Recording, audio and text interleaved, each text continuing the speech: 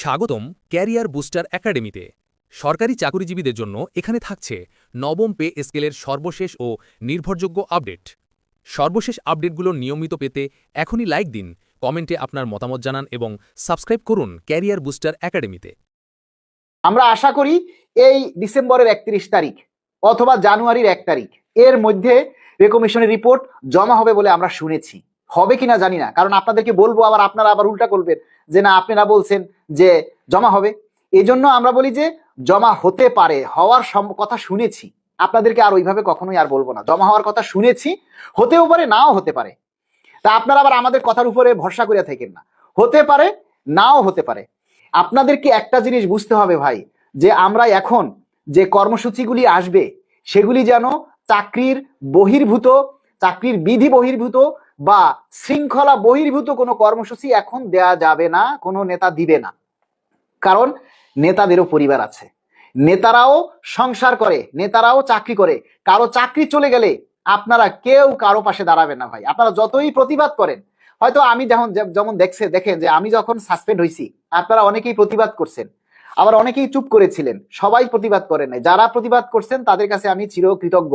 সবাই কিন্তু করবেন না। আপনি আজকে আন্দোলন করবেন, আপনার চাকরির ক্ষতিগ্রস্ত হইলে আপনার পরিবার ভোগ করবে, অন্য কেউ কিন্তু ভোগ করবে না। সবাই বাহবা দিবে, সবাই যার যার মতো মানে চলবে। যেমন পে স্কেল হবে, কিন্তু এই পে স্কেল আদায় করতে গিয়ে আমরা রাস্তায় নামবো, আর আমাদের যদি ক্ষতিগ্রস্ত হয় তখন আপনারা ভাই কিছুই করবেন না, আপনারা কিছুই করবেন না, এটা আমরা জানি। সুতরাং কেউ জীবন দিয়ে এখানে আন্দোলন করতে আসেনি। তাই আপনারা নিজেরা জীবন দিতে প্রস্তুত না, আপনারা নিজেরা দাবি বাস্তবায়ন করতে প্রস্তুত না, তাহলে নেতারা কেন জীবন দিয়ে আন্দোলন করবে? আপনারা বলেন। এই যে এখন যারা কর্মসূচি চান, অনেকেই বলেন যে কর্মবিরতি। আমি আপনাদেরকে একটা প্রশ্ন করি সবাইকে, এই যে 600 মানুষ লাইভে আছেন, এই 600 মানুষকে প্রশ্ন করি যে কালকে যদি কর্মবিরতির ঘোষণা করা হয় আপনারা কয়জনে পালন করতে পারবেন? আপনার অফিসে 100 জন স্টাফ আছে, আর আপনি মনে করেন 20 জনে কর্মবিরতি পালন করলেন, বাকি 80 জনে কর্মবিরতি পালন করে নাই। ওই 80 জনে কি এই বাকি 20 জনরে রাখবে? বলেন, জীবনেও রাখবে? আপনার নাম লিস্ট করে ধরে ধরে জায়গা মতো পৌঁছে দিবে। সুতরাং এই রকমের হঠকারী কোনো কর্মসূচি এখন আসবে না। যে কর্মসূচি পালন করলে আপনার ক্ষতি হবে, যে কর্মসূচি ঘোষণা করলে আমাদের ক্ষতি হবে, এরকমের কোনো কর্মসূচি আর ঘোষণা করা হবে না। কারণ কর্মচারীদের মধ্যে সেই ঐক্য নেই, কর্মচারীদের মধ্যে সেই ঐক্য নেই। কর্মচারীদেরও পরিবার আছে, এটা বুঝতে হবে।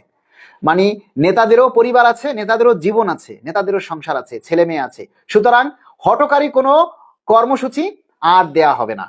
তবে আমাদের পে স্কেল হবে, এটা বিশ্বাস রাখতে হবে। যে কোনো ভাবে হোক পে স্কেল হবে, আমরা আশাবাদী।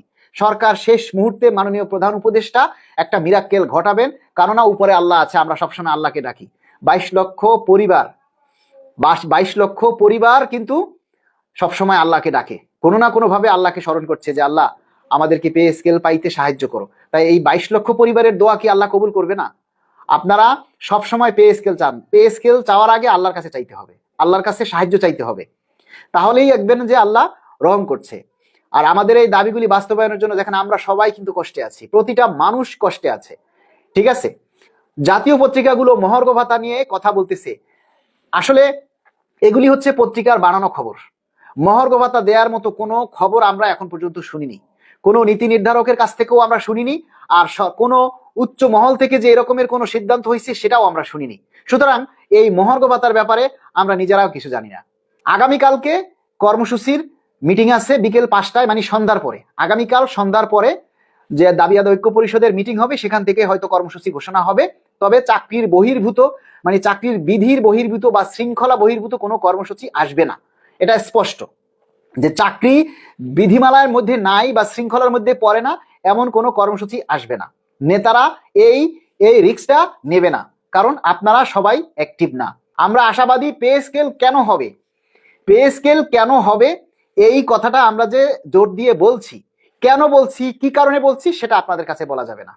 স্পষ্ট কথা, সেটা আপনাদের কাছে বলা যাবে না, সেটা যেদিন হবে সেদিন বলবো, এখন না। এখন শুধু এতটুকুই আমরা জানি, আশা করি হবে, হওয়ার জন্যই পে কমিশন গঠন হয়েছে ইনশাল্লাহ।